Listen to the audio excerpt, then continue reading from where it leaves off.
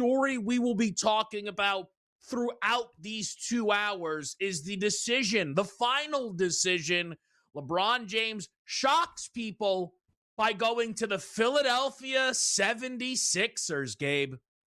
Well, I tell you what, I hope we don't spend 2 hours talking about this. I was planning on... Why not? You spent 2 hours tweeting about it. You sure did. So, man, I figured we would touch on the subject, but as far as what can make people money right now is concerned, we do have 2 games tipping off now, and it's K-State versus Kansas. Winner moves on in the TBT Purple Rain versus JHX Hoops. We're getting 2.5 here with the Jayhawk crew with JXX Hoops. Man, it's hard to say. But give me the 2.5 points in this game, Kevin. It's tipping off right now.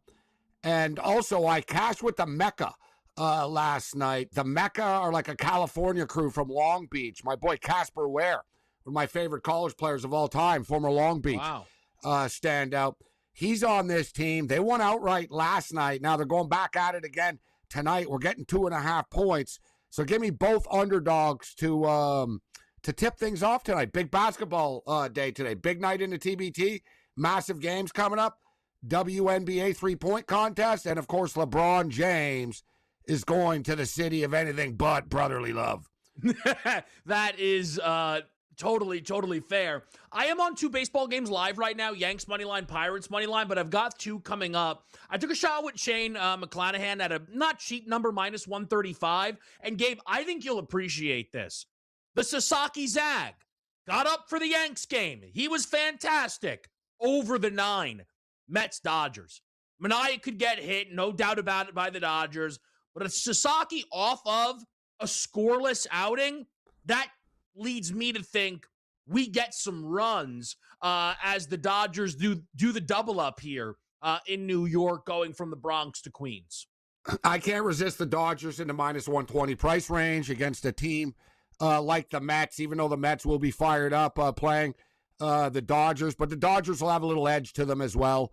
Even though the Mets aren't having a great season, it's still New York. It's still the Dodgers versus the Mets. I understand the thought process, right? We talked about Sasaki being good in big spots, right? And that was a big spot, right? It was a big spot coming out of the All-Star break, Yankee Stadium, and he delivered.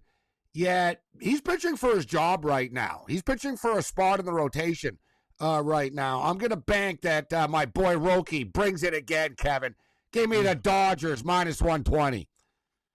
I see the vision. I think there's a reason it's not like I'm playing a Mets team total, right? Where I'm like, this is Sasaki's going to get smoked. The Dodgers are a big part of this total at 9 here. I just think there's runs. I see runs with this game here tonight. I was a little surprised, and listen, we have plenty of time to get to LeBron. We're not going to do it every segment for 2 hours, but of Philadelphia, I was a little surprised to see their price against Cam Schlittler. Phillies with Lazard, I understand he's been good at home, but like minus almost 150 against the American League Cy Young favorite? That just seemed a little misguided to me. Not to mention, Lazardo's been awful in Philadelphia this season. Pitches to almost like a 6 ERA at that ballpark compared to a sub-2 on the road. So I did play the I like the under in that game. I like the under in this game, Kevin. 7.5. Yeah, it's 6.5 right now. Off to a really good start in that one. It's scoreless right now in Pittsburgh, Chicago. Detroit took that early lead on the Royals with their runs in the first inning here as well, Gabe. Yeah, you know what? Some interesting early baseball. This Yankee game, as I stated, the total was 7.5, 6.5 right now in game. I just don't see where these runs are going to come from tonight. You talked about Luzardo struggling at home a bit, but can the Yankees take advantage of that? And I don't think so. And I also don't think Philadelphia are going to hit Schlittler either. So I did like the under 7.5 in that game. As far as baseball is concerned, it's not the you got the Blue Jays and the Red Sox, kind of an intriguing series here. Can the Red Sox get back on track? Or the Blue Jays? Because their season's on the brink, obviously, right now, as it is. But, as far as betting is concerned, I've been watching the TBT all week. And now these, we're getting into elimination games now. big CFL game tonight, and the LeBron stories obviously dominated the headlines today. So the Major League Baseball card for me wasn't as, I looked at it and there was a lot of pass, right? You know what I'm saying? There's a lot of pass matchups tonight. I actually got really frustrated because there were 4 or 5 games where I said, oh, I'm going to get a great number on this total. And all of them were priced the direction I was thinking, but I couldn't bet it then, right? There was, I think, I ended up playing McClanahan, right, with the Rays money line. I was like, oh, I'll get a nice little under here, 7. I was like, oh, come on, right? It was a late game. It was the Cardinals Reds. I'm like, oh, we'll get a nice little under here. These pitchers aren't good. They might step up. It was 8. I'm like, come on, dude. So I agree with you. And keeping with the program though, Gabe, my biggest game of the day already happened today. Manchester United, Rosenborg, over 3.5. United won 5-0. What soccer's a treat paying the that bills. game. Soccer's really paying the is, bills. Gabe. I'll By tell the way, you what, though. Tomorrow there's a huge slate of Bayern Munich, Juventus, Milan, Liverpool. I know they're friendlies, but just saying, if you're in the mood. And a full slate of MLS games tomorrow as well. So, yeah, they'll be more likely to bet the friendlies. There'll be 250 games tomorrow, trust me, of soccer on Saturday across the board. Like I said, they play soccer, so it's like happy hour. It's always happy hour somewhere. But as far as baseball is concerned, it should be noted, it's kind of like that would be a good topic of conversation. You talked about the totals and stuff. There's no the props, the totals, the strikeout props. Today the pitcher who's a Jones on the Pirates. It's 5.5, Kevin. All right, so 5 or more is minus 230. 5.5 is minus 110. That's how big that one strikeout difference is, guys. That they're willing to price it $1.20 different, right? You figure, it's minus 110 for him to get to 5.5. Let me just get to 5. I'll play minus 230 if you want to do that, right? That's how sharp and little room for error there is with these props. And baseball, we talk about it with certain sports. UFC, MMA is pretty good for it. I'm not saying there's no computer algorithms, but it's a fight, Kevin. Computer can't plan. Even fighters will tell you, everyone has a game plan until you get kicked in the head or until you get taken down, right? And that's one of the few sort of human elements sports still. And you'll see they don't know what the hell they're doing with in-game stuff, right? With fighting. Because it's actually got to be a person there that's watching a fight and his view could be different and stuff. Baseball, guys, is such a number sport. All it is numbers. That's all it is. Yeah. Baseball is tailor-made for a sports book, Kevin, and a computer. Right? They do 22 million simulations of these games, and every player, it's so bang on. It's I guess, Kevin, it's like betting a LeBron prop, bro, 3 months into the season in the NBA, like Luka. We talk about it. Yeah, it's 32.5. It's 34.5. There's no... Yeah. So, same thing. You're I like this baseball under. You're oh, damn, it's 6.5, man. It's driving me nuts. You're because they know. Because they know. I basically told myself, I'll have to bet most of these in-game tonight. Good thing we've got 2 hours to do it here on SportsGrid.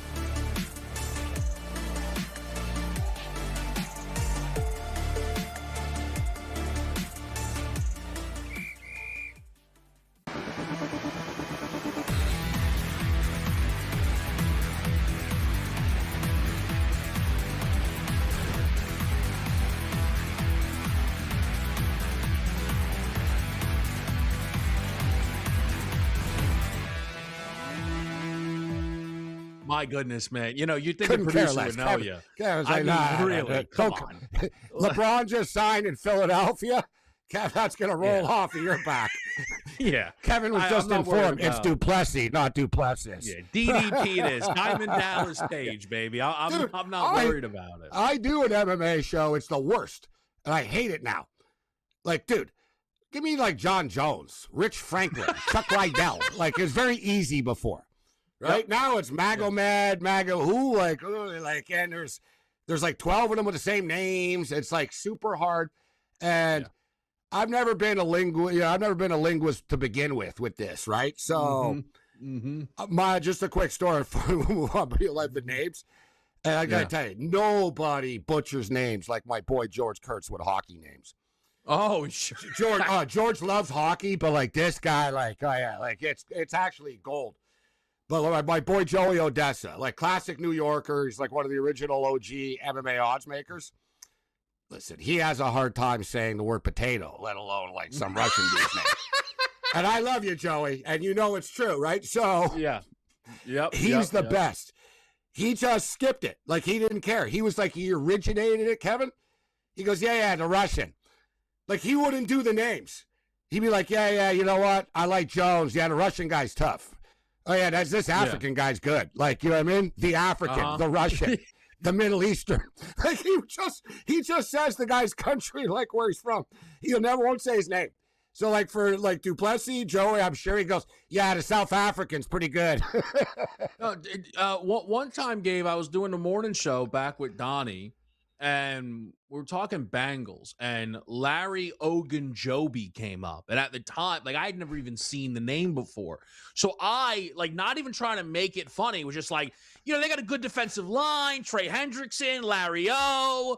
And Donnie almost fell out of it. He goes, Larry O? Who is Larry O? That's outrageous. He doesn't have a nickname. You can't do that. Who's the guy on? Figure it out. Who's the WNBA player on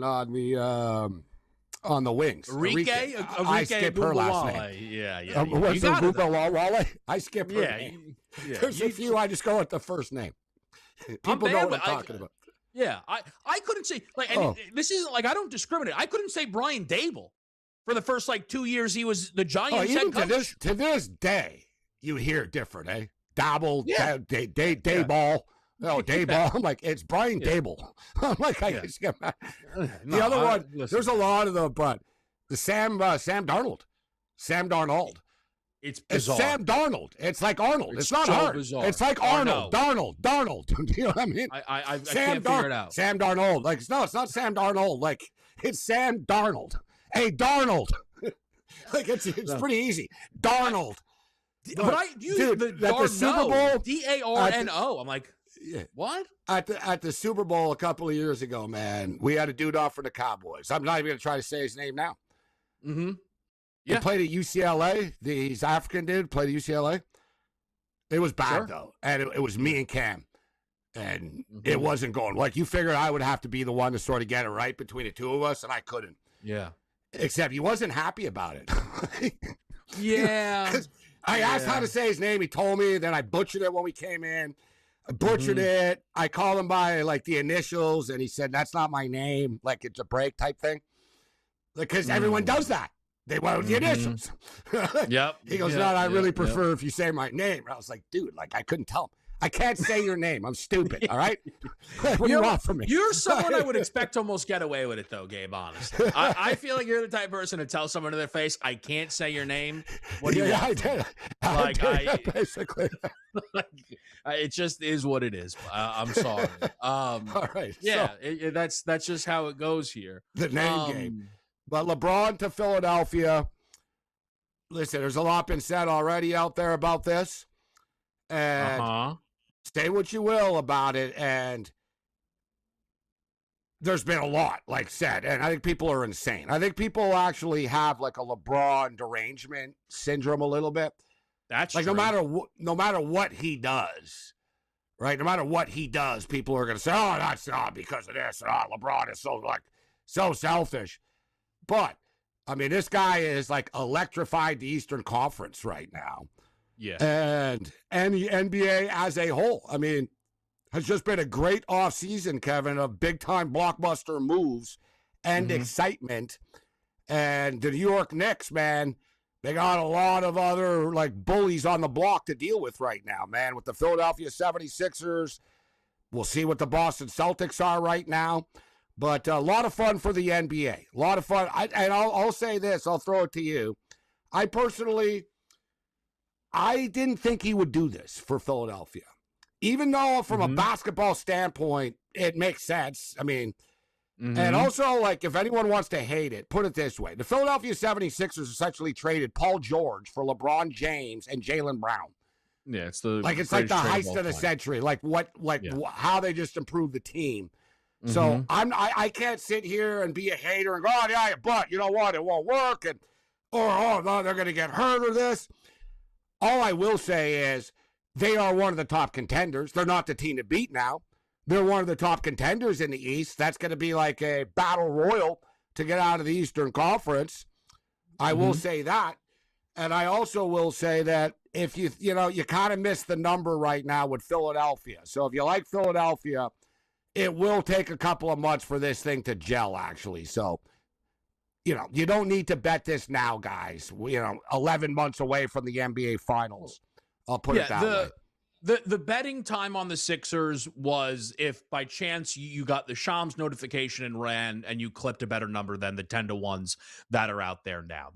And other than that, time is on your side. It's not really going to get shorter from now until the season begins. So there's no rush here. You can kind of set everything up. There are a few different angles I want to talk about this, but this is one of the things, though, that was just bothering me a little bit. And listen, I'll be honest, guys. If Gabe came out hot, let's call it what it is, against LeBron, and that's how I knew he made a good move. Gabe wanted LeBron to go to Golden State because it was almost like a pat on the head. Not worried about him. Nothing to see here. You notice when LeBron was on the Lakers towards the stretch, they weren't a threat to Gabe. He goes to Philly. Oh, this isn't going to work. Everybody's angry. Everybody hates each other. It's in the details. We'll get to it on the other side.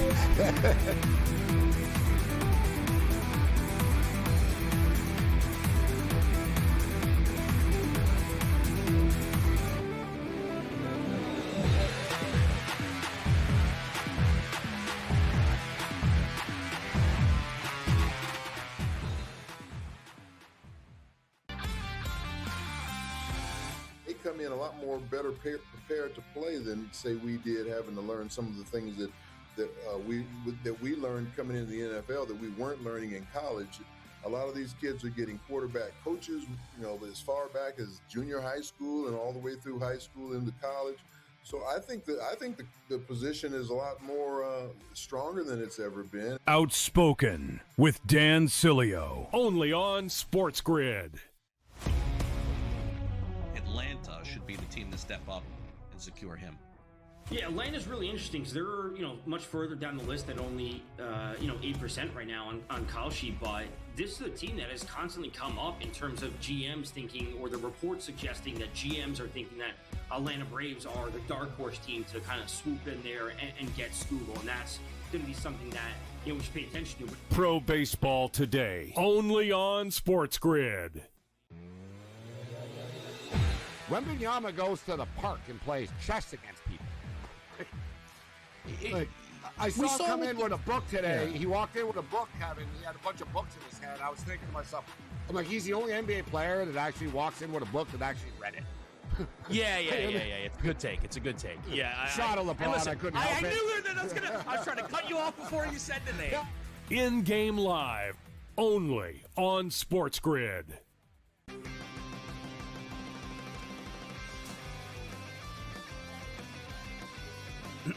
Class is in session. Today, let's talk about the teaser. A teaser is a multi-leg bet where you shift the point spread in your favor. You get better numbers, but every selection has to win. It doesn't matter what you bet if you don't have the insights. Tune into SportsGrid and get ahead of the class.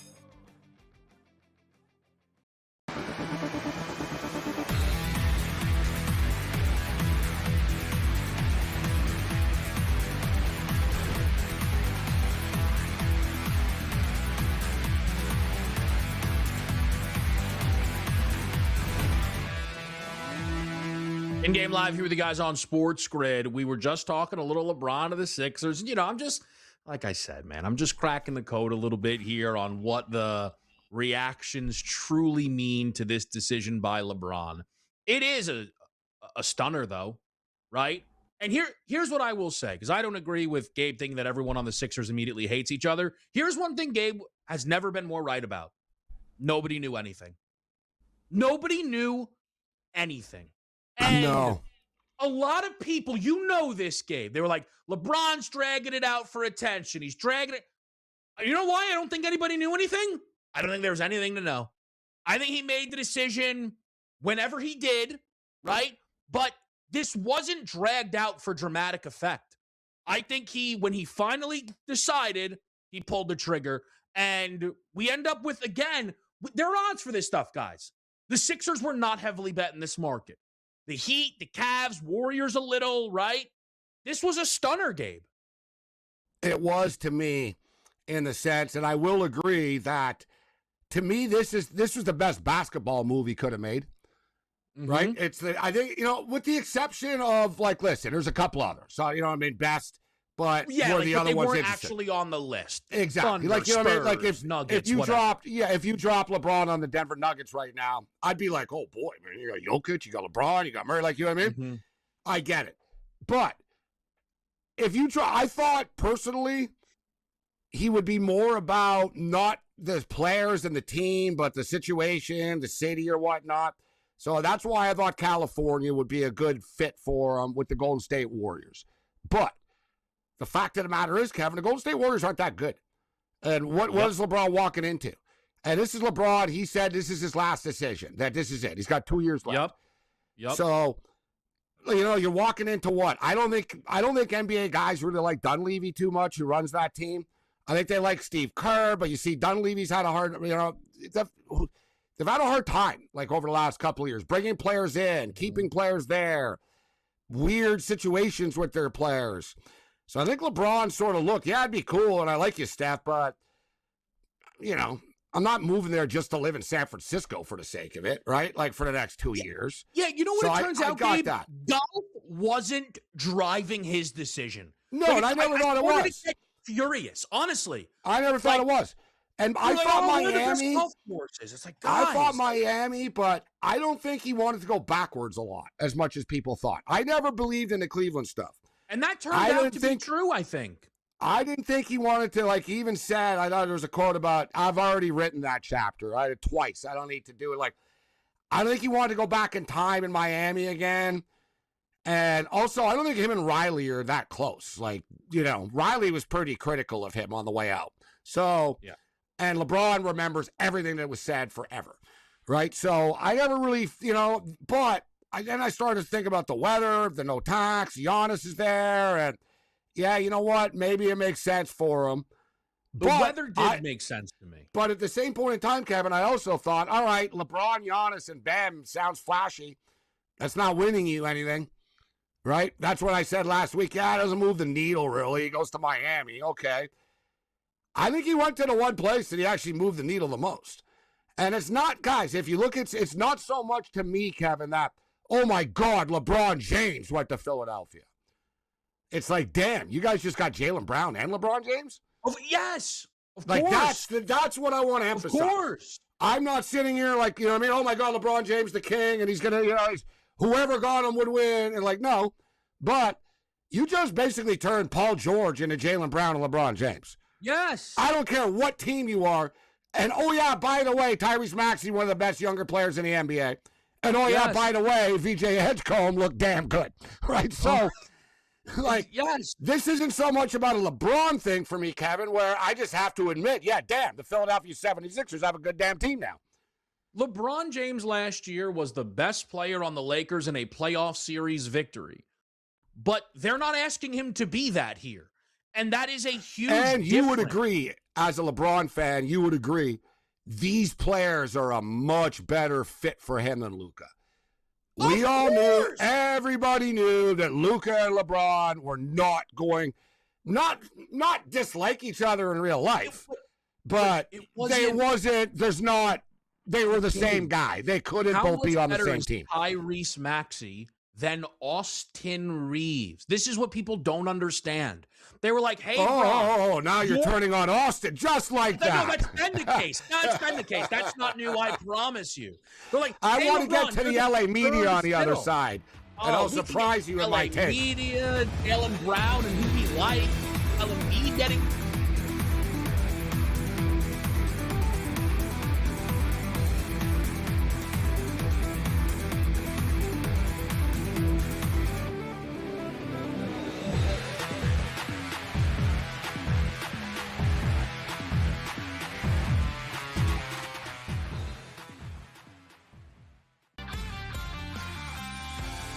Come in a lot more better prepared to play than say we did, having to learn some of the things that we learned coming into the NFL that we weren't learning in college. A lot of these kids are getting quarterback coaches, as far back as junior high school and all the way through high school into college. So I think the position is a lot more stronger than it's ever been. Outspoken with Dan Cilio, only on SportsGrid.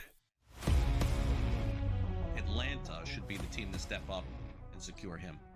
Yeah, Atlanta's really interesting because they're much further down the list at only 8% right now on call sheet. But this is a team that has constantly come up in terms of GMs thinking, or the reports suggesting that GMs are thinking that Atlanta Braves are the dark horse team to kind of swoop in there and get Scoogle, and that's going to be something that we should pay attention to. Pro Baseball Today, only on SportsGrid.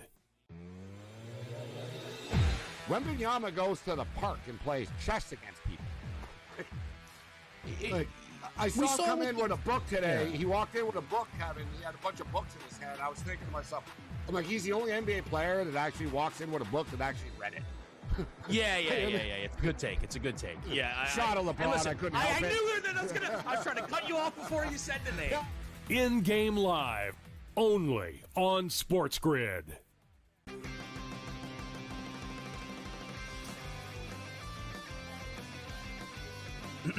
Class is in session. Today, let's talk about the teaser. A teaser is a multi-leg bet where you shift the point spread in your favor. You get better numbers, but every selection has to win. It doesn't matter what you bet if you don't have the insights. Tune into SportsGrid and get ahead of the class.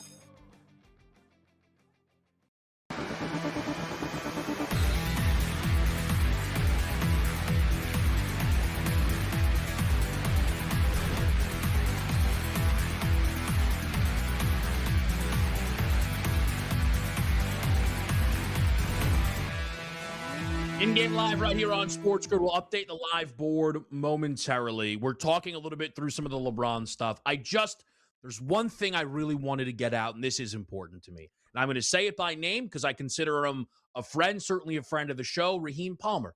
Raheem, I really respect his basketball betting, and I appreciate his basketball takes. There sounds like a butt coming up here. Oh, there is. He very, very recently just tweeted the Sixers were 17th in offense and 16th in defense last year.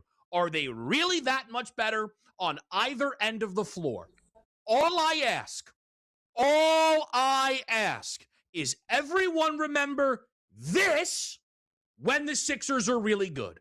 Because I've lived through this countless times now, okay? I remember when LeBron went to LA to make movies. That's what I was told. Did Gabe say that? You can be the judge. Then he won the title 2 years in. Please, when LeBron and the Sixers are really good and everybody goes, not impressive, he was ring chasing. Remember how everyone keeps saying they're not better than last year, or there's one basketball, or all this other nonsense. Please keep the same energy. That's all I've ever asked. Well, you'll also have to keep the same energy if this thing does suck. Yeah, that's fine, right? Gabe. I've never run from that. That's no worry. I wouldn't be taking a victory lap yet. They haven't won anything yet. Like, they haven't done anything yet. I'm not taking a victory lap. What I'm saying is, Gabe, when they're in the conference finals, I don't want to hear, of course they're in the conference finals. The East is bad. Because that's coming. No, but I don't think Palmer's take is a good one simply because the Philadelphia 76ers had so many damn injuries last year. right? I mean, of the entire year, right? That they're a hard team to judge because of that. I will say, it's not like Embiid's suddenly going to get healthier moving forward in his life, right? So, there's certain little tweaks along the way. There's things that can happen along the way. But without being stated, you can't compare them to past teams, Kevin. But the thing is, that's what makes this dangerous, though. That's my whole point. It's not like LeBron is like somehow puts them over the top.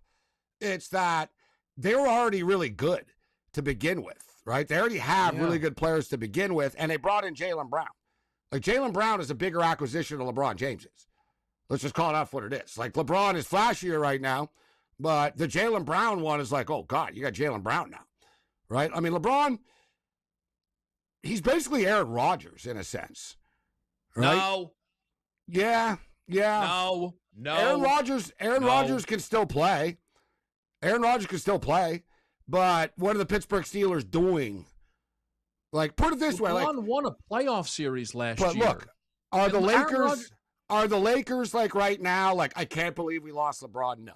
Yes. Let's not pretend this is like, no. All Lakers, no. All of them, they Gabe, wanted him I told you out. this. No, Gabe. And then you know what happened? The decision took so long, they kept saying, LeBron really should come back. If we're being honest, guys, if you look at the rosters, this is the best spot for LeBron because you know what they need? LeBron James. The Lakers weren't saying that. People were saying that. Yeah, Gabe, so that's what we're talking. Yeah, him and Luka couldn't coexist. I don't think him and Luka hated each other as much as you think, but that is fine. No, I don't think but there's a difference, Kevin, between in the same way that Kristaps Porzingis didn't dislike Luka, he just didn't want to play with him. You know what I mean? There's a difference in I don't just say they hate each other. It was pretty obvious, though. Like, Luka was happier when LeBron wasn't there, and LeBron was happier when Luka wasn't there. Like, they almost took turns playing. Like, it was like, all right, now it's my team, now it's your team type of deal, right? But, listen, I think Philadelphia are dangerous. But I think the real, I mean, we could debate this and that, but the real questions are from a betting perspective. Mm-hmm. They were at 48.5 wins before. Yep. Earlier in the day, 40.5.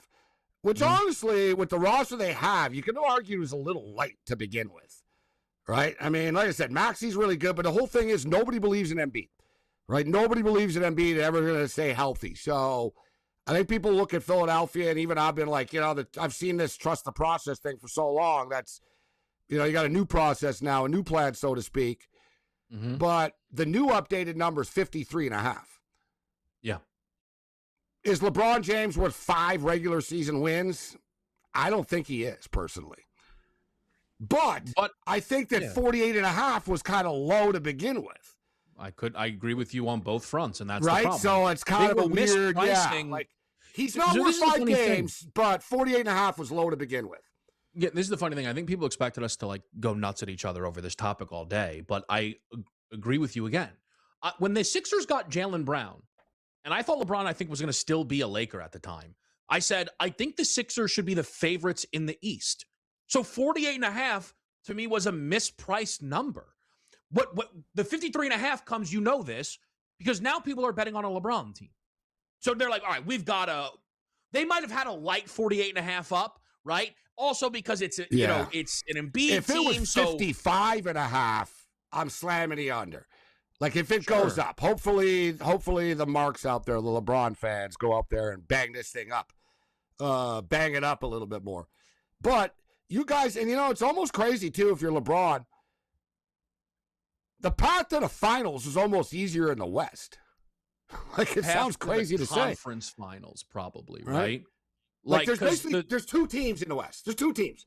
And I don't know, is there 3 actually with the T-Wolves and the Nuggets, 4? What do the T-Wolves do? They brought in Ball, right? Well, you know what it is? No, to your point, though, Gabe, if he would have stayed West, he was either going to Minnesota or Denver. The Golden State thing never was happening. I'm sorry. No. They had to trade for Anthony Davis, and they weren't doing it, and to me, they were dead from the moment they decided they didn't trade for AD. Well, That's I think LeBron, I just don't think Golden State, they don't have anything going on. Like, you know what I mean? They don't have, you got Steph Curry, okay, he's still great, Steph, but Draymond's a jerk. No one likes Draymond. Also, Dunleavy seems play that much. Yeah, there's no, we all like you let said. Steph off the hook because everyone loves their baby boy. I agree with that. He wouldn't have won. But I'm just saying, there's no guarantee he's going to win now. So you got to go through the Knicks Got to go through the Celtics still. Got to go through, there's like Kawhi's on the Raptors again once this thing gets settled. Well, guys, there's been a new champion every year for 8 years. There's no guarantee he was going to win anywhere. Also, by the way, I'm not naive. This isn't prime LeBron.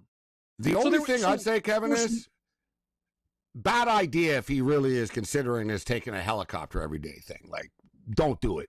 Like, everyone has PTSD, and we all know why. And I don't like. This is actually but this is a topic up your alley. You could take a helicopter once in a while, but you take one every day, you're just asking for it. But I lived on the Hudson, Kevin. I used to see helicopters dropping in the Hudson like once a week.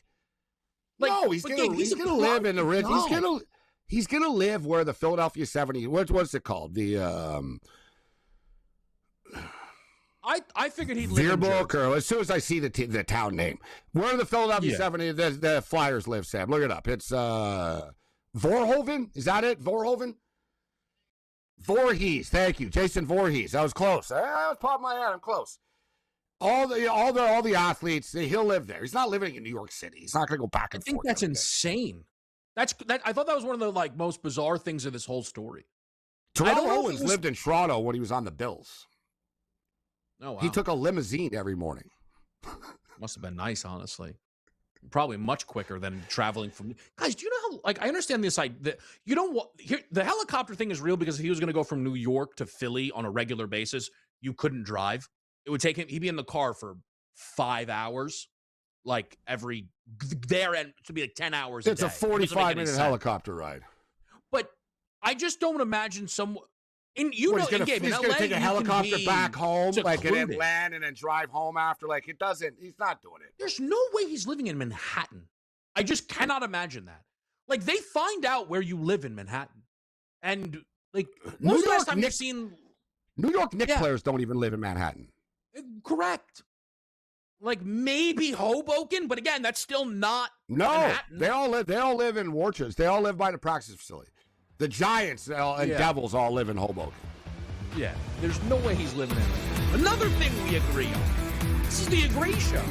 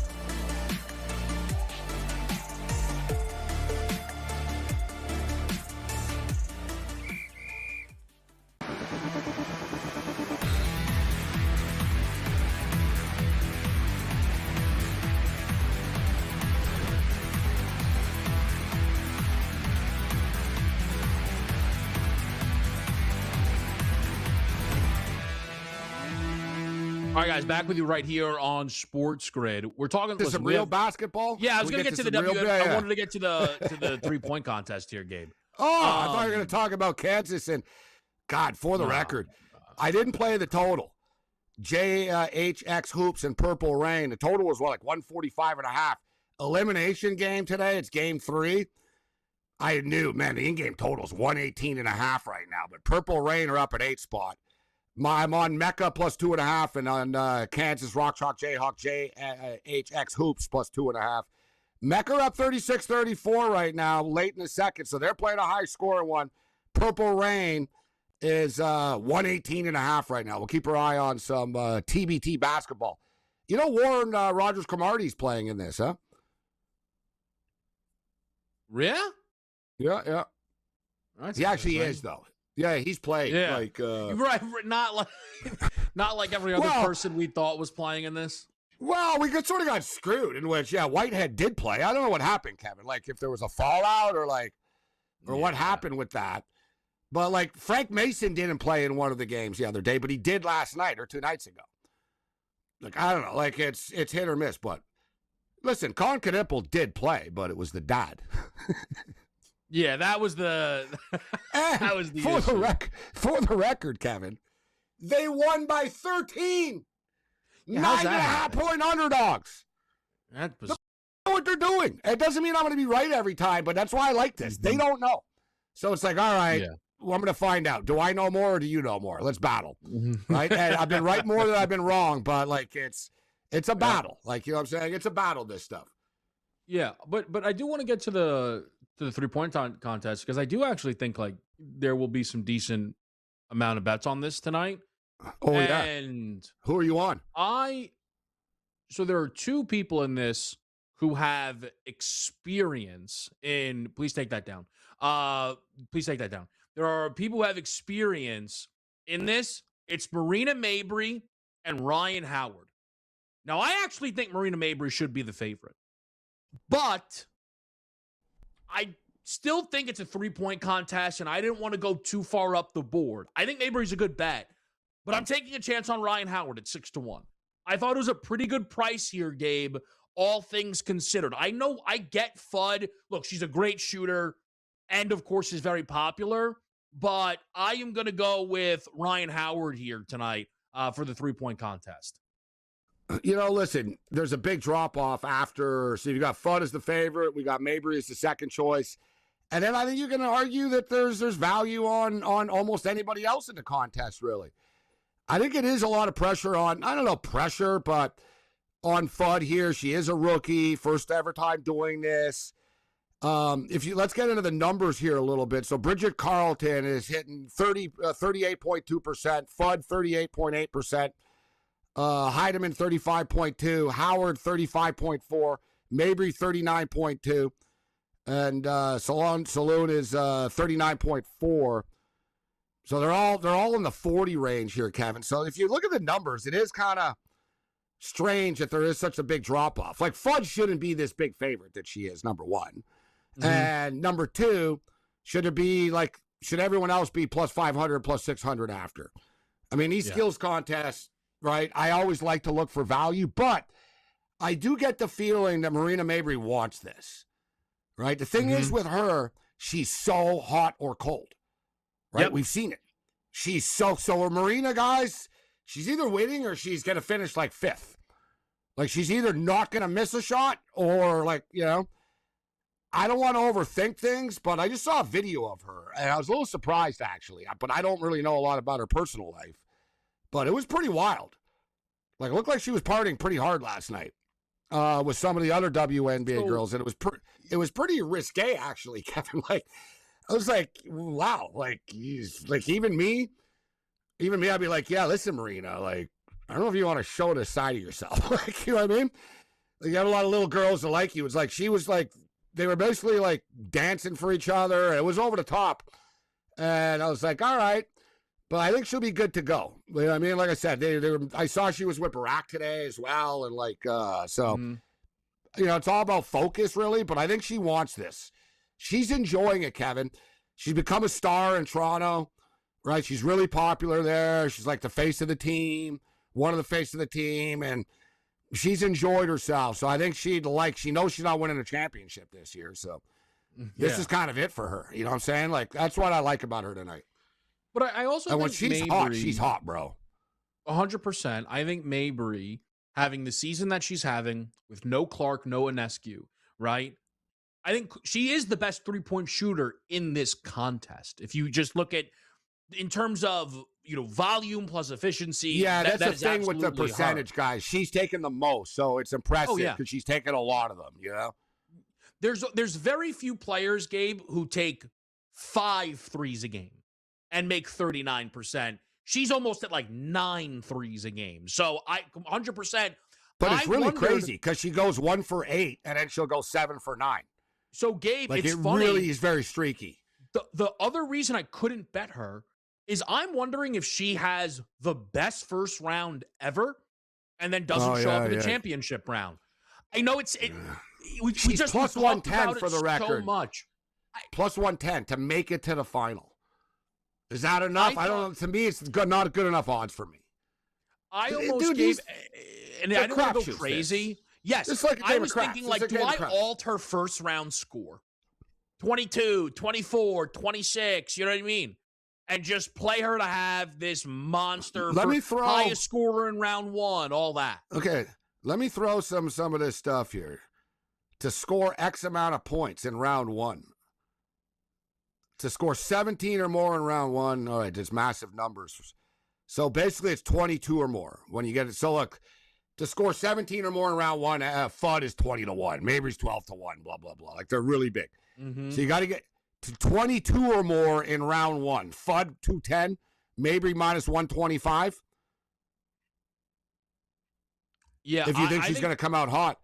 25 or more points in round 1, Marina Mabry plus 190. Like, I think stuff like that is a little bit more interesting with Marina, those high-end outcomes in that opening. I don't think, if she sneaks into the final, she's 100% winning, right? We'll talk more about this after a quick break.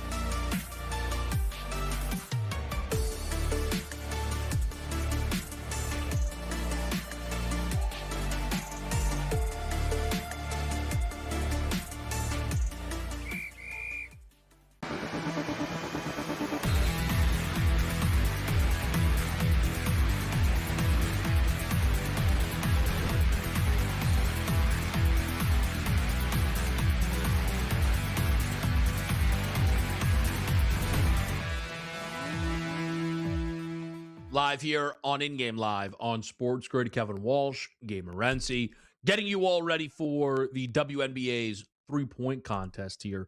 I do think it, for anybody who doesn't follow it, it is kind of now going to become this yearly online phenomenon of the stud buds, Courtney Williams, Natasha Heidemann, and their viral stream around WNBA All-Star Weekend. I think their stream is also kind of added to the allure of their All-Star Weekend, the craziness, the parties. I saw a legit breakdown game of people breaking down how drunk people looked on that stream. Heidemann woke up and had an IV. That's why they think. That's why she's. I almost want to bet. Oh, did she? Okay, I didn't know that. I didn't know it. Thank you. Yeah. No, thanks. That I brought. She had to be there. She had to be in the same room then with Mabry. Oh, yeah, they 100%. went hard last night. Yeah, they went hard. Got it. AZ Fudd was out till 3 a.m. with those girls. Like AZ Fudd was out there like having a good time. These girls partied. I went to an NBA All-Star game. Kobe's last game was pretty cool, but I got given a VIP pass, Kevin. It was actually at a strip club. I was thinking a gentleman's club, Al club, whatever. It was a strip club. So, but they brought in like all-star, like the best dancers from each city in the NBA to this club. Okay. And it was the week after the Super Bowl. And I lost a lot of money. And Cam Newton walked in, and like it was a who's who, like A-Rod, whatever. Like everybody was there. And me and Cam, and a few other dudes. It was funny. So we were there, and I saw James Harden. And I personally left at like 3 a.m, a little after 3. And Harden was still going. Like I looked up, and I literally saw James Harden double fisting 2 big bottles of vodka. Like, and they're big dudes, right? So they look like beer bottles in his hand, Kevin. Like bottles of Grey Goose. Like they look small. Yeah. So he's got 2 Grey Gooses in his hands. He's dancing. He's drinking. He's got all these girls. Like he's living it up and stuff. I partied so hard. I remember I woke up at like 10 a.m. the next day, Kevin, and they had like an NBA All-Star game, free practice for kids and stuff. Yeah. And there was James Harden, man, taking pictures, smiling, hitting threes at the practice. I was like, dude. Like 5 hours ago, this guy was double fisting bottles of vodka at a strip club. Like some of these people are superhuman how they do it. like some NBA guys can party hard and play the next day. And evidently the girls are going to push the envelope themselves. And speaking of which, just on a lighter side, although there's nothing funny about drunk driving, but I don't know, is Tony Romo lucky that he got arrested for drunk driving the same time LeBron's story broke, Kevin? Yeah. Yeah, he honestly is. That's a great point. If there are mugshots, and there are mugshots, like if you get arrested for drunk driving, it's probably not a good idea to be stone cold hammered in your picture and smirking at the camera like you're, at Disney World. Yeah. He might lose his job. He might lose his job because of this. Because number one, he wasn't very good at his job. He wasn't very good. And they weren't happy. They paid him $17 million a year or whatever a couple of years ago. They made him the highest paid guy. Right? Exactly. This is a way out, except they'll look bad. Oh, he got drunk and you're not there for him, but they could get out of their contract if they wanted to now. Well, it is interesting. Hey, listen, luckily, I don't think anyone got hurt. First of all, you are spot on. That story coming out while the LeBron news was breaking on a Friday. If I tell someone on Monday, hey, did you hear about Tony Romo? Like, what are you talking about? Okay. If I ever get arrested, I want it to be when Tony Romo and LeBron sign with someone, Kevin, at the same time. Yeah. No, for real. Like but man, and I don't want to I don't think it's making light of it. But let's call it what it is. If you want to get out of someone's deal that you think you're overpaying, that's how you do it. But I thought they put out reports. Can I bet on this? I thought CBS liked him, despite everybody else being over him.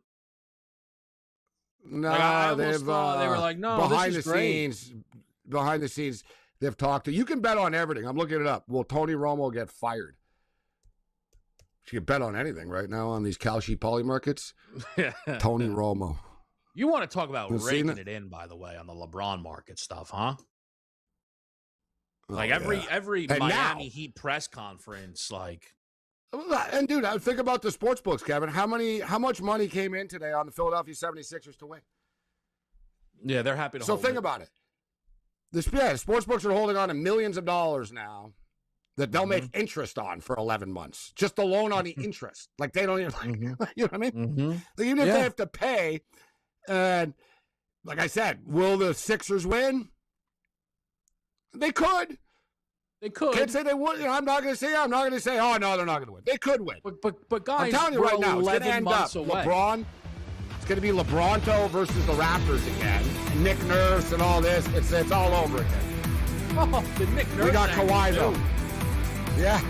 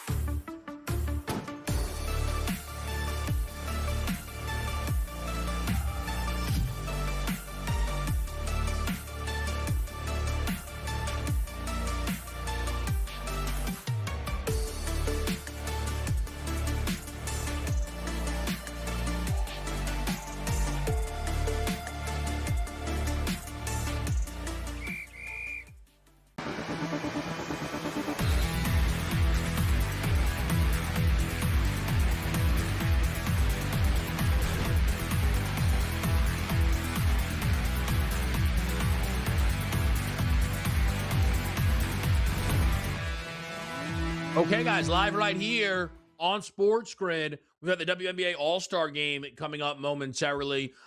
If you're just tuning in with us, let's put those picks on the board once more here. I think either Gabe or I are going to win this. I think that we've selected the two right people for the job here, Gabe, on a Friday night. I'm going with Ryan Howard, 6-1, has experience, has been in this before, a very good three-point shooter. And she, like Marina Mabrey, is a volume three-point shooter. It's why the efficiency isn't as good as maybe some of the others in this tournament here. So I'm on Ryan Howard tonight, Gabe, of the Atlanta Dream. I'm not going to overthink this thing. And you know what? I apologize to everybody for not having picks for the 2026 NFL Flag Championship that's going on right now on the NFL Network. We try to cover everything here. Where the hell is this? Where's the WNBA All-Star? Yeah, it's the under 14. There's no way you could have bet on that. I know the old adage is you can bet on everything, but there's no way they're letting you bet on 15-year-olds playing. There's no way. Sir. Yes, sir. I've got numbers for it. You know what? Maybe I can still get in, actually. Let's check. What's your, I actually asked the book if they'll have high school numbers, and they said no. And I'm like, you guys are taking bets on 14-year-old flag football. That's why would you take high school? Some books have some high schools. NFL specials, no. Oh, here we go. Flag football. Wow, I cannot believe this, Kevin. You just called me out. I've got it. No way.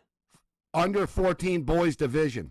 Alpha Dog Cardinals plus 600. NorCal Elite plus 700. Come on. Rockford plus 800. How about this for degenerateness, Kevin? High school girls division, flag football, Raw Miami, plus 800. SoCal Reign, plus 900. Carmel Catholic, plus 1000. PFFL Ladies of Steel, 10-1. Texas Fury, 11-1. Athena Warriors, 11-1. Yeah, Bet Online don't play around, Kevin. They don't play around. Yeah. No, that's crazy. You want to bet on something? Totally crazy. That is crazy. Next time, man. Kevin's going to think twice about saying, there's no way you can find a line on that. I just figured if they were 15, like that wasn't going to be on the board. Turns out I was wrong. Tom Brady, a 10-1 favorite against Logan Paul, just for the record. Logan Paul, plus 550. In what? Oh, were they actually fighting? Yeah, they're going to do SummerSlam. Oh, yeah? Or no, WrestleMania or whatever. I don't know. What's the one in Saudi Arabia? Tom Brady shouldn't win that match. Why is Tom Brady winning that match? Is WrestleMania in Saudi Arabia this year? It is. Okay, yeah. Yeah. So Saudi Arabia makes a lot of sense. Brady gets paid. Why is Tom Brady winning that match? By the way. Yeah, it's kind of weird if you're Logan Paul, you got to be a jobber for Brady. That's crazy. Like, if you're plus 550, you're losing, all right? Like, Tom Brady didn't come back not to win. I mean, yeah, I'm sure his ego wouldn't be interested in losing, but like, I don't know. Like you noticed in their little cell of this, right? It was Brady that slapped him. You know, it was in Brady's contract. Yeah, I'm not getting hit, right? Like, well, it wasn't like if you really want to sell this, they should have done it. Well, I would have told Brady, if you're going to do this, fine. Where they're at the World Cup game or whatever the hell they were at some sporting event, whatever it was, and it was all Fanatics Fest. They were giving each other the finger and stuff like that. They should have had it where, like, Logan Paul threw Tom Brady down a flight of stairs or something. Then you could be in, like, whatever. But all this is just going to be Tom Brady slapping around Logan Paul.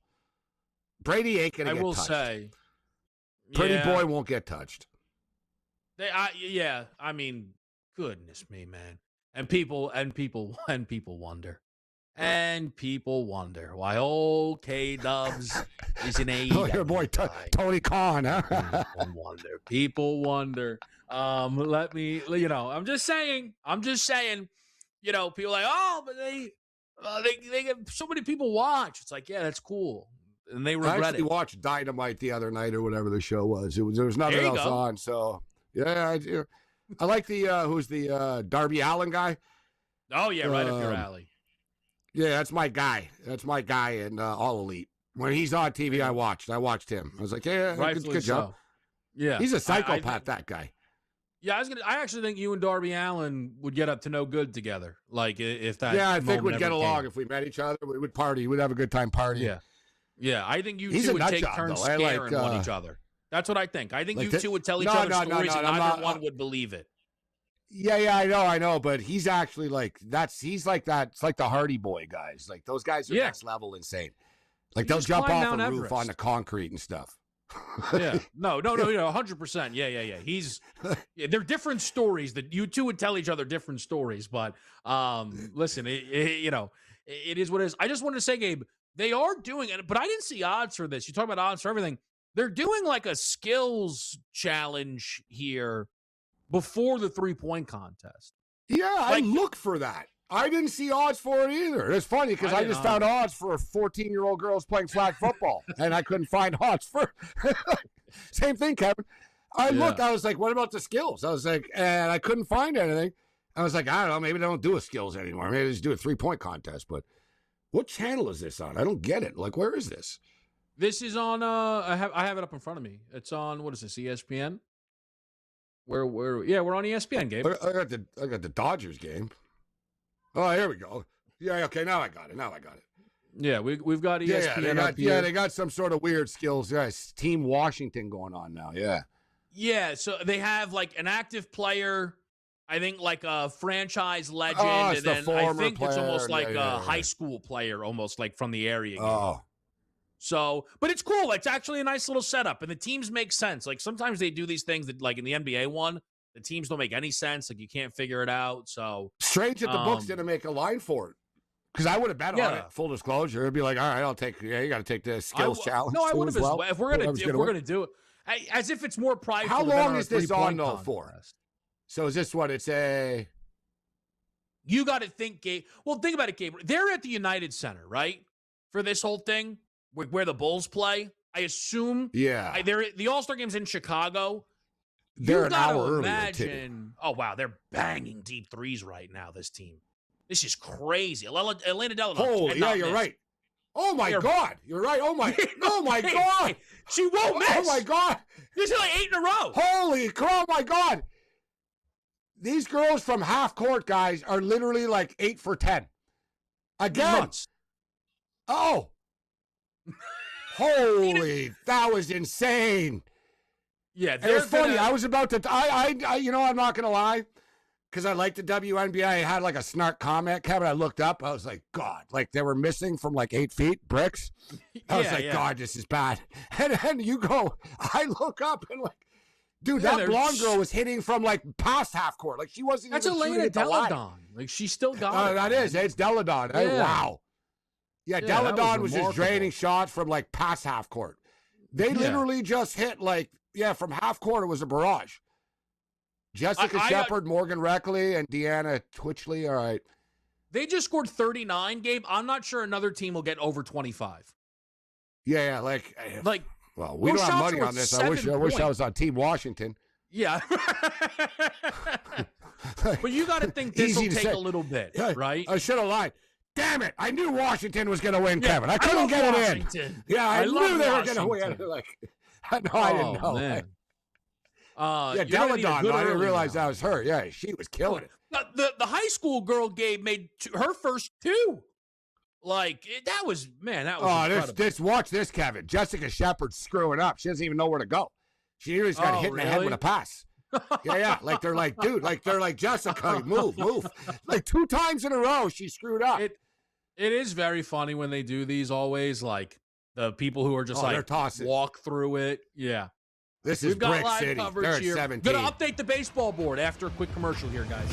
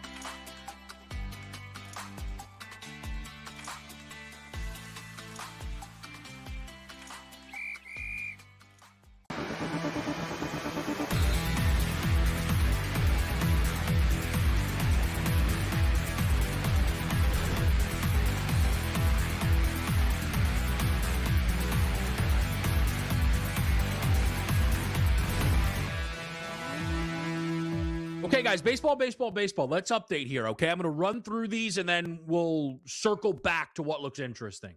1-0 Yanks up on the Phillies. Dodgers and Mets are tied at 1 apiece, mid-4.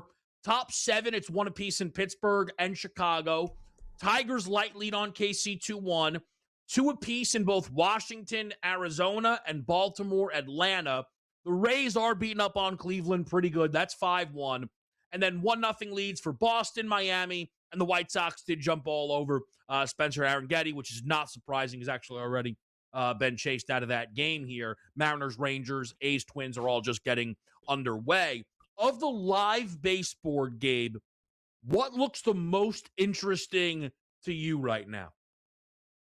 Well, I will say, and I don't want to, be a homer here, but just I'm on the Dodgers at -120, and you're getting them at -115 right now. So I don't think that's a bad bet in a 1-1 baseball game. That's the one that I've been watching, right? And I don't really like giving picks so much if I haven't. Normally, as a baseball board, Kevin, I got the Dodger game on, the Blue Jay game on, whatever the games I get on TV.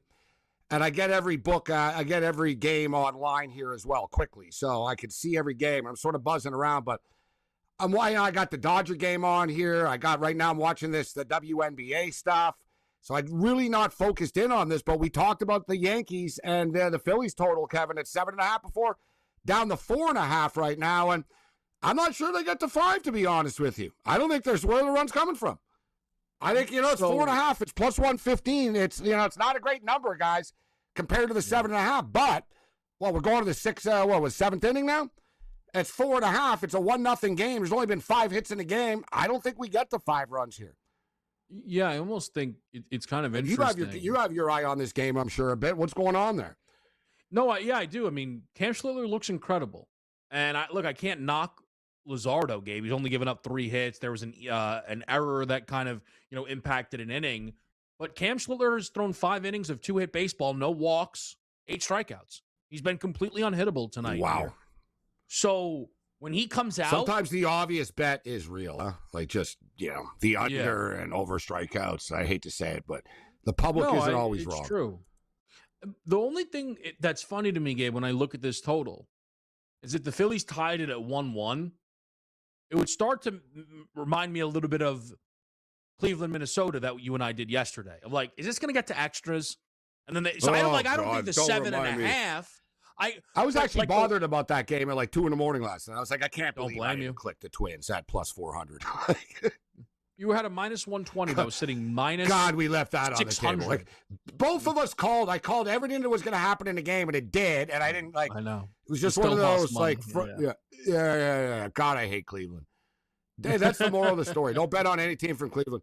Hey, the tweet of the day today, Kevin, was a picture of Kenny Atkinson saying, and analytically, we did get LeBron James.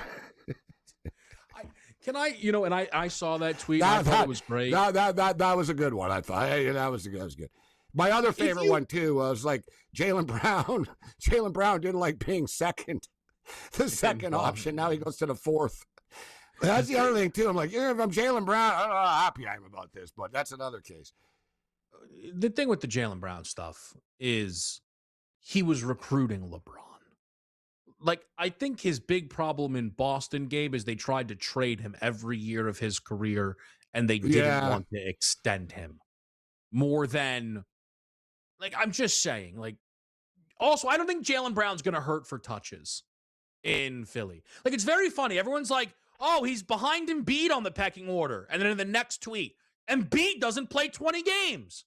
Well, then I guess it's not a worry that he's behind Embiid, guys. You can't have it both ways. Just I say the same thing that people, I'm like you defending people with Motley Crue now. People are like, Vince Neil of Motley Crue is clearly lip syncing. And then there's another video. Look how bad Vince Neil sounds live. I'm like, it can't be both. You think he recorded a lip sync to sound bad? Was bad? So he's either lip syncing or he's not. Which one? You know what I mean? Great point. I saw another tweet of yours. What was going? Someone ended a concert abruptly an hour and a half in. What was that story? Bon Jovi. Last night at Madison Square Garden. What was Bon Jovi ripped all his fans off and ended abruptly after 90 minutes. I don't understand. Guys, 90 seconds is abruptly, Kevin. Like 90 seconds, like, is abrupt.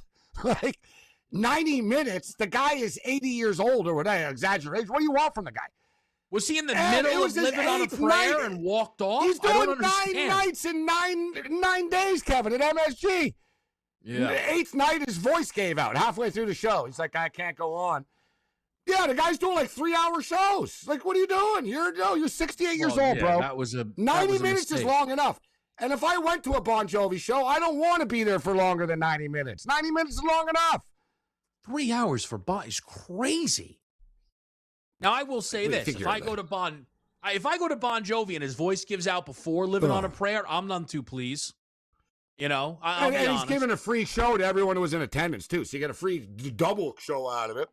Oh, so hey, listen, I'm going to see Guns N' Roses. I'm going to see Guns N' Roses in a couple of weeks. Okay. I saw their set list for this show, and it was like 27 songs. Like, it's too long. Like, it's part of me, like, God, like, I don't want to be there for 3 hours, 2.5, 3 hours. Like, it's too long. I like bands. Like, I saw Motley Crue a couple of weeks ago, man, in Vancouver, and they played for literally, I don't know, like 80 minutes or something, 75, 80. It was like an hour, and then they did a couple of encores. And it was enough. You even wanted more, man. You know what I mean? I don't need to hear every song you've ever recorded, right? Bang off your 20, your 17 hits and get the hell off the stage. That's the way I operate. I was in a band, so I'm like, get in and out. Don't talk to the crowd much. Bang, bang, bang. But Guns N' Roses, they're going on that nostalgia. We're going to talk for 3-4 hours and like all that type stuff. I'm going to see AC/DC too in a couple of weeks. So I'm going to end the summer with a bang. Yeah, end the summer with a bang. Look at you.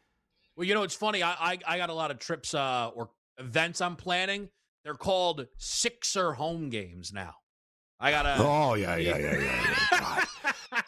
Hey, listen, the only reason I'm not going to rip you and come at you right now for being a bandwagoner, you're an Eagles fan. Oh, yeah. You fit right into that building. You fit right into that building. Gabe, I'm a Sixer fan for life. His last decision, same with me. He's going to retire a Sixer now. Put the plaque up in the Hall of Fame. Sixers. Exactly. Right next to Dr. J.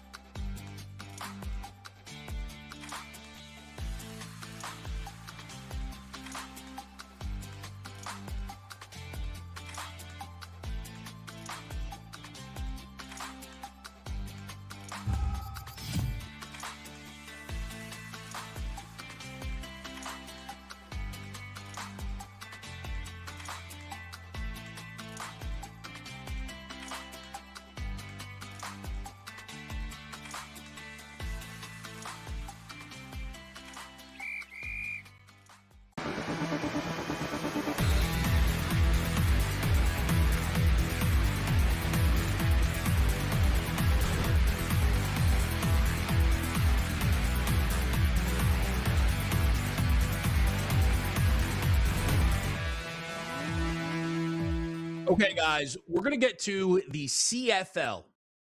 And Gabe does an excellent job breaking down this league. But every single time we get to one of these games, I cannot help it. It's who I am as a bettor. My thought is, this has got to be the under game.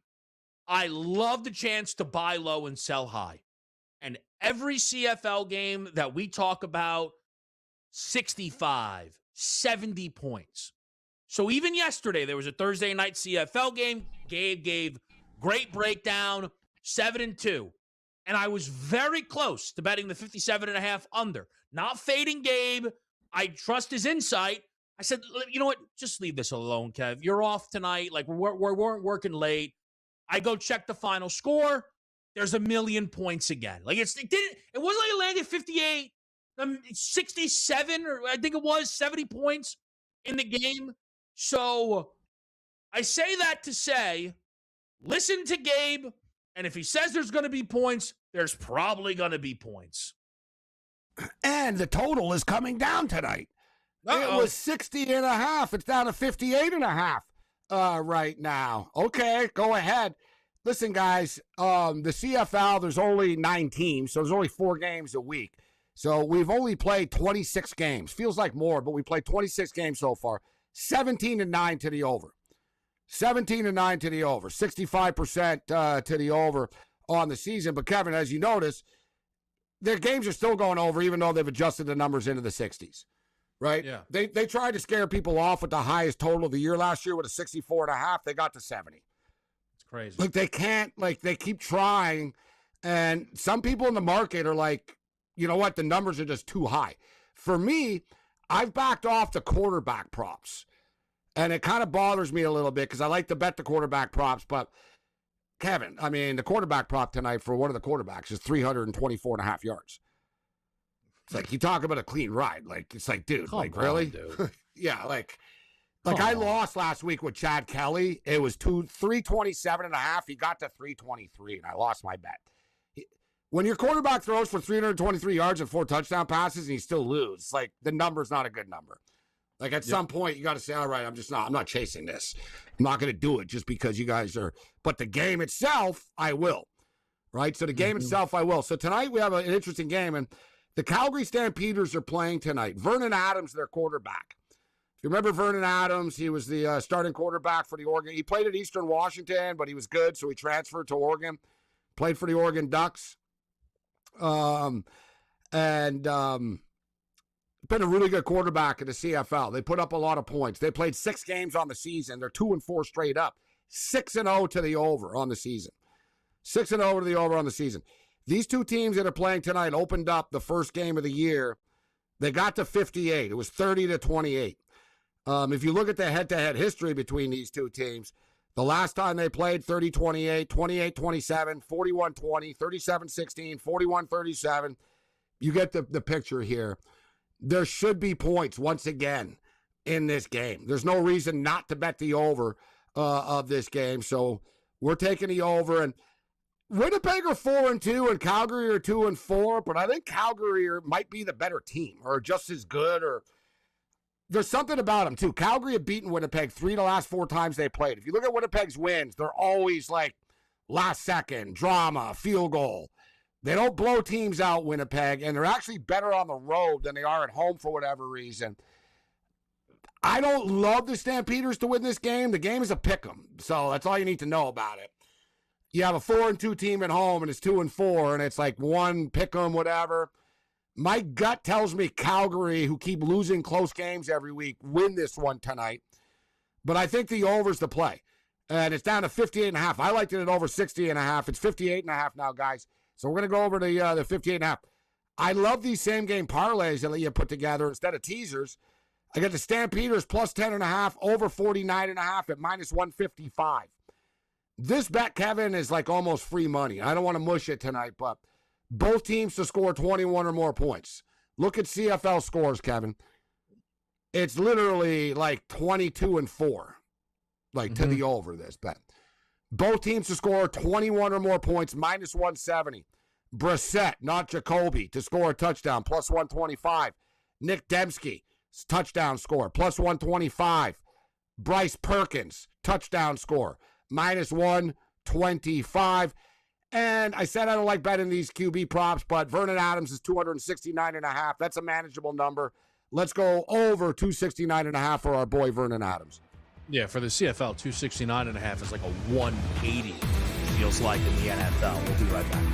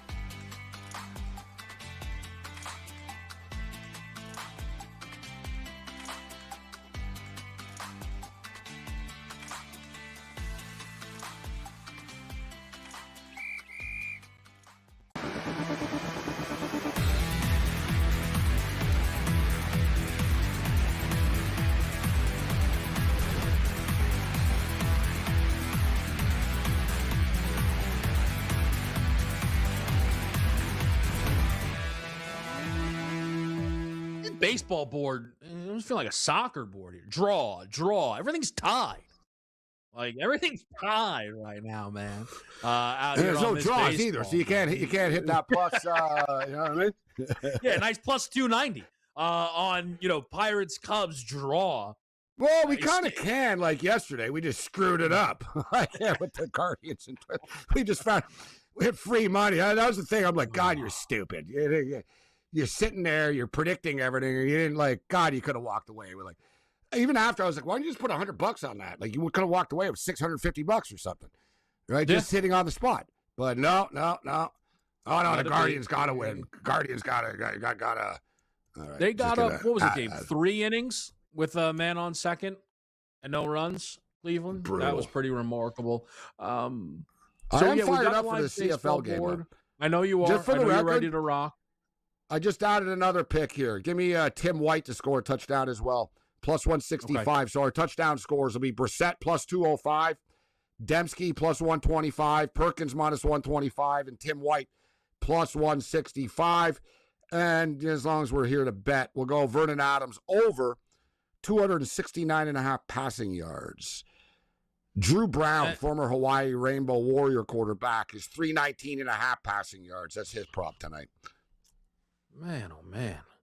So can I tell you that's also the other, there's a few things that stop me from betting these unders. One is just you know the league super well and you talk about the overs, right? And I respect what you say. But another thing is every time I look at the quarterback props, I go, well, yeah, of course this total's this high. Every quarterback prop is in the 300s, it feels like. Like, of course, there's everyone scoring 30. If you're getting into the 60s, how the hell do you not throw for 300 yards, right? Like, guys, if we do an NFL primetime game and a quarterback has a prop of 300, we, like, stop the presses.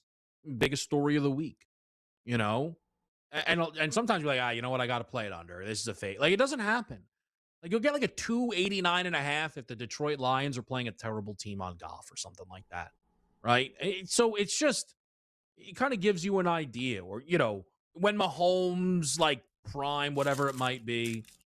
Like Josh Allen, I got bit a few times last year on Josh. Like, Josh, you know, that's a whole nother, I probably should be careful with what I'm saying. But he's a classic example, though, of not a good guy to bet on as far as the numbers. Like this. No, I'm saying the sports books are so locked in on him.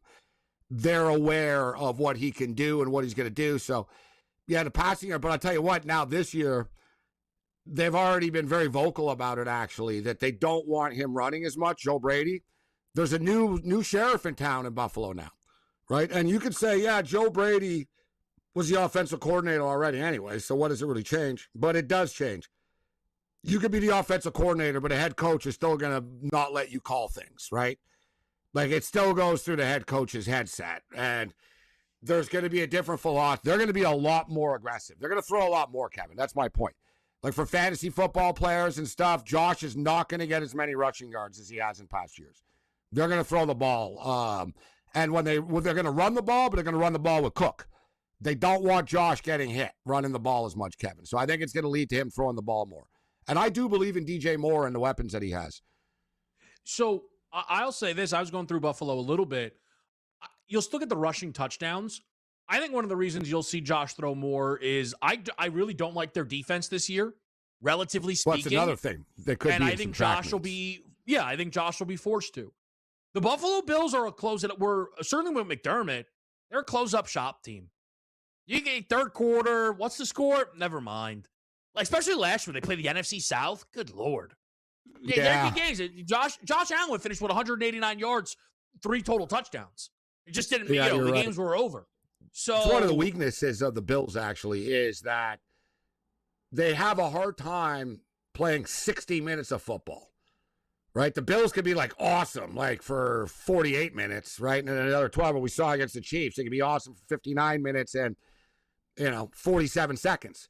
Right? They really have a hard time of, like, just 4 quarters of not, you know what I mean? Like, they're coming out slow. Like, oftentimes you see Allen will throw an interception on the first drive, or he'll be sort of lackadaisical early, or it'll be the opposite, where they'll come out, the Bills will be on fire, and then they take the pedal off the metal, and the other team comes back.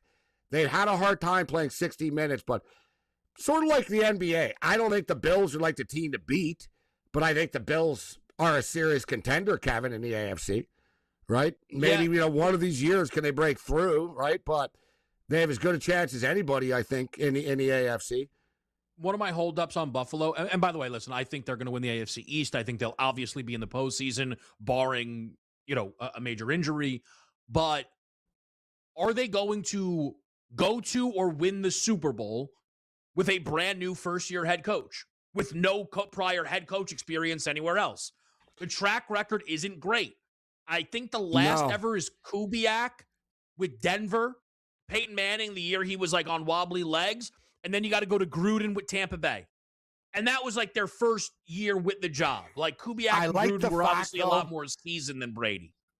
How many offensive coordinators, though, have won a national championship as an offensive coordinator as well? Right? I think that there's something different about Brady. I don't really look at him as like a rookie coach, right? He could have been a head coach before. He was waiting for the right opportunity and spot, and this is the one. Josh Allen loves him. We've got the pregame introductions now, the pre-contest introductions going on. Mm-hmm. Yeah, there's the girl with the blue hair. Heidemann. Here's our girl, Marina Mabry. Let's go, Marina. There's Bridget Carlton.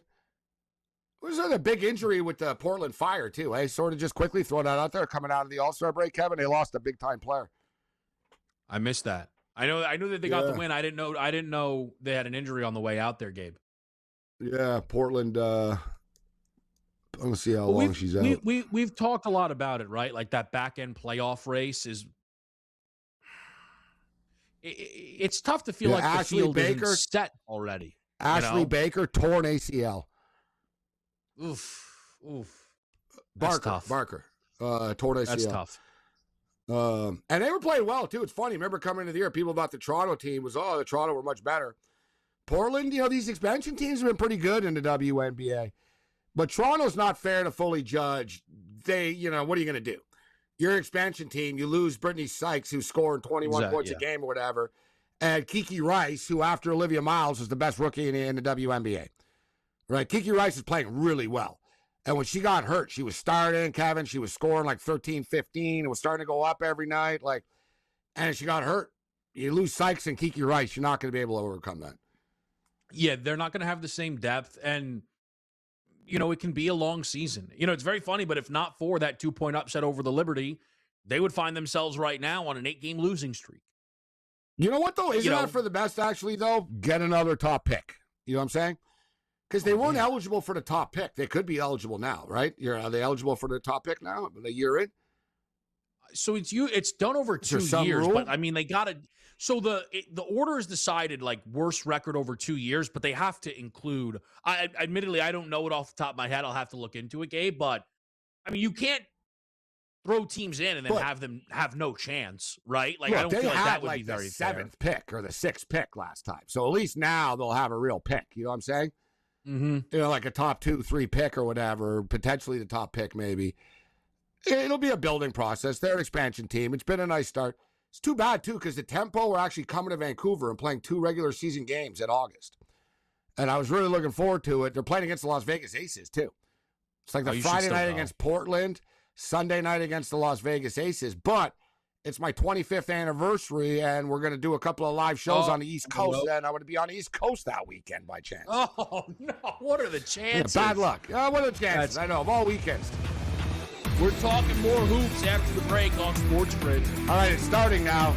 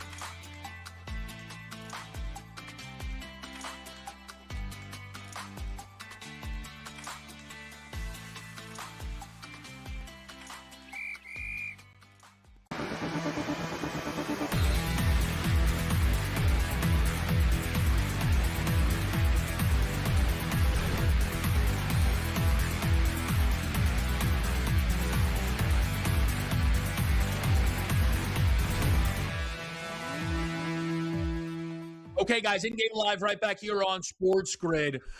Kevin Walsh, Gabriel Morency, CFL game getting underway. Yanks still up 1-0 on the Philadelphia Phillies. The WNBA three-point contest is off and running. Bridget Carlton, man, you want to talk about setting the tempo here. My goodness. A 29-piece game in the opening round. So after Heidemann had, I think, a 17 spot. So that's a real statement made. This is the problem, though, and I don't mind it because you're on Howard and I'm on Mabry, but she goes off now, but it doesn't matter later, right? So yeah, she's going to go on, so at least she doesn't just automatically win now. I think they should probably do it a different way, Kevin, because of that, right? Because somebody could have the most 3-point shots, but they don't actually win the contest in the end. Yeah, I go back and forth on it, and I think, Gabe, honestly.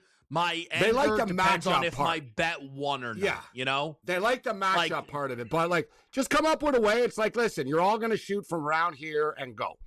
And that's that. Yeah. You know what I mean? And, okay, we'll split it in half and then go on after or something. I think there could be better ways of doing it personally. But, all right, so here's Fudd. And, oh, boy, Kevin, she's drilling her first ones in the corner here. The 3 books, for 4. I assume, Gabe, if there was any liability. Yeah. Reason give you a good number on AZ Fudd. And she's off to a pretty good start here. Wow. Now, they say she needs 17 to avoid elimination. Are they only going to put 2 through? Or did we miss someone go? They got to advance 3, no? I think they're only going to advance 2. That's not good. There is no, there is no to make the semifinal. You're right. The prop was to make the finalists only, to make the finals. Yeah, but I thought they were going to advance 3. Oh, that's bad news. Because to your point, Gabe, Bridget Carlton, I mean, come on. She's going. No one's getting 29. She's just locked in one of the spots, and Fudd ain't playing around now. Oh, boy. Fudd. 24. Yeah. Wow. They're putting pressure on the other girls here, Kevin. No, you're not. You got to make your early shots now. Carlton at a plus price right now. Yeah. You got in-game for this, so let's see. Yeah, I'm still seeing some props here on this. You tell me if you are as well. But just for the record, my Mecca pick is about to lose 81-73. Heartfire leader up 81-73. Did the Kansas game open up or no? 109.5. 50-45. No, with five minutes left. Goodness. It's 50-45. Wow. In-game total is 116.5. Oh, it did open up a little bit then. A little, just from the live game. We saw what, 110.5? Yeah. It did dip. For the record, coming up, but these games, they're coming up at 9. Man, time flies on this show. We're coming up to the end almost. I'll get the picks in a couple of minutes. But the Aftershocks playing in Wichita State were shocked last night. The Enchantment are good. They're New Mexico. They're a bunch of Lobos. These guys are in the tournament before. They're good. They're getting 7.5 tonight. I think Wichita State might win, but I'm not sure. I wouldn't want to lay 8 in this game. I think the Aftershocks are they're going to get all they can handle. I like the over 143.5 in that game. But Bridget Carlton, 29 points to start here. And the Calgary Stampeders start the football game. Kevin, we talk about totals. First drive of the game for Calgary, touchdown. Yeah, no surprise there. We're at 11:50 mark right now, 7-0. In-game total now 62.5. I don't think they've adjusted enough, actually. It doesn't sound like it. I mean, you got a touchdown, you only tack on 3 points. It's one of these, like you said, where it's no, they're not really going to do this again, right? Like every game, it sort of starts off with a touchdown, and you figure, is it really going to turn into a track meet? And you're like, yes, it probably does. It's one of those, it probably does. And I'm not going to fight it. Why fight it? Calgary are 6-0 to the over on the season. They just scored a touchdown on their first drive. They can't stop anybody on defense. Might as well bet the over 62.5. Now they already made it 63.5 for the sharper book, so not surprising. 62.5 I'm getting in. Okay, yeah, I don't mind that at all. They did lock these live W numbers here, which I also think makes sense. The 3-point Come on, when's contest. Mabry shooting? She's got to be coming up next year soon. They went commercial, Gabe. They went commercial. So who shot? Heidemann shot, Carlton shot, and Fudd. And Fudd, yeah, Fudd got 24 points. Carlton got 29 points. And Heidemann got, like 17 or something only. So she's not a factor. Yeah. But so 29 and 24 is the scores to beat right now. I should have Kevin, I just said I didn't like the format. Now I'm going to change my mind because we're getting screwed. Yeah, this is not a fair format. It shouldn't just be what happens in the first round. No, but it is like, funny. really? I need Mabry to get to at least 25 now? You're going to be kidding me. Yeah, that's a tough pill to swallow. The final may be Come set. on, Marina. If I can, because I know we plan to have our guy Joe DeLear join the show, and we'll have him on the other side. I want to get a LeBron take from him, but I know Joey does great work. I know a lot of stuff over at the Action Network here. I wonder if he bet this 3-point contest tonight. So Joe DeLear joined in the show. Joe, I know you bet the W a lot. Did you get involved here All-Star Weekend? Yeah, I bet Heidemann under 17.5 on her first round score. So like a little bit of a sweat there. But I saw her getting an IV this morning, and I was like, oh no, we're going under. like this isn't gonna work. Because she's been doing the live stream the whole time. Yeah, so I know I was a little bit late hopping on here. I got caught up. I bet Fudd to win. So I had plus 325. I'm hoping she comes through for me there. So how about Carlton? I love 29 points, man. Unbelievable. Points. And I heard you guys, like I started to catch the back end of what you were saying. It's tough when you're only going to let 2 advance. If one just goes thermonuclear in the first round, you're toast right there. So I think that's more or less what we saw. I mean, Carlton was just tremendous performance, and I mean Fudd with 24. You really got to have a lot more for to advance there. Yeah, I also appreciate it. We're going to talk to Joe. I just want to get a quick LeBron take from him on the other side. We'll get any other picks remaining. That's about one of the most honest and I think respected reasons for a guest being late. I was watching my pick. In-game, like we can appreciate that here. Like we can appreciate that.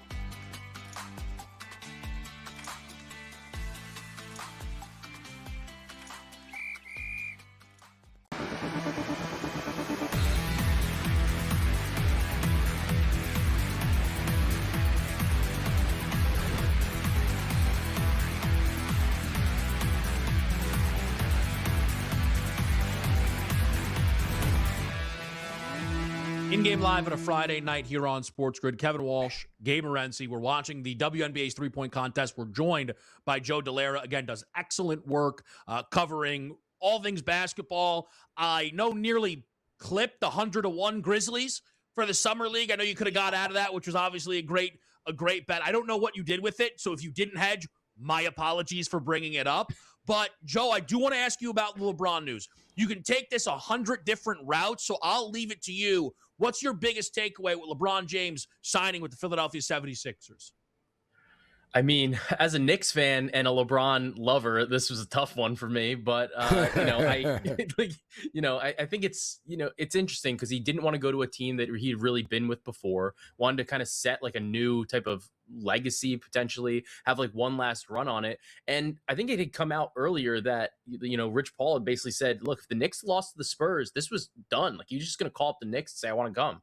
Because I think he would have fit in really nicely. But I think we are seeing a Philadelphia team that's got a lot of interesting pieces that have to blend together here.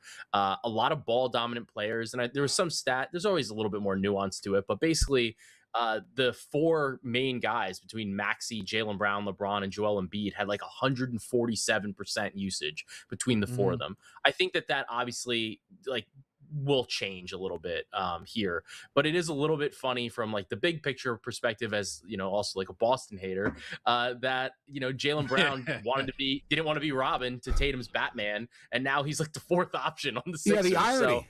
So, I love that. Yeah. I said the same thing earlier today, but I said the exact same thing about that. That irony that Jaylen Brown gets out under from Jason Tatum's shadow to Joel Embiid, Tyrese Maxey, and LeBron James's shadow now. Can I get odds on Jaylen Brown to score the most points for the Sixers this year from anybody? Because that's what's going to happen, by the way. He will score most points on that team. That's the thing, though, so guys, that I can't believe that Boston traded Jaylen Brown to the Sixers.